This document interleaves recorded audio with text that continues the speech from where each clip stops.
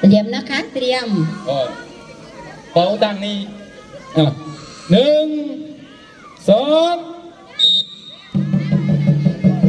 ส่งให้คนที่2ส่งให้คนที่2ครับสีชมพูคนที่2นะครับสีชมพูคนที่2นะครับสีฟ้าคนที่2คนที่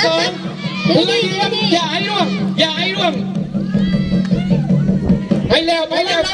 นที่2โอเคสีม่วงคนที่2สีม่วงคนที่2แล้วสีชมพูคนที่3แล้วครับจับไม่กันใครคนรุ่นตายฟีฟ้าคนรุ่นตายนะรุ่นคนรุ่นตายนี่ใครคนรุ่นตายฟ้าฟางคนสุดท้ายเลขกันว่าใครคนรุ่นตายกรรมการดูด้วยใครคนรุ่นตายอย่าให้ลุกเร็วค่ะอย่าให้ลุกมือเอาเร็วอย่าให้ลุกมือเอา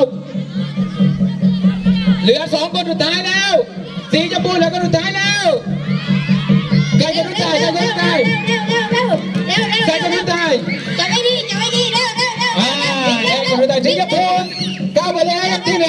1ระหว่างสีฟ้ากับสีม่วงครับสีฟ้ากับสีม่วงครับสีฟ้ากับสีม่วงสีฟ้ากับสีม่วงสีฟ้ากับสีม่วง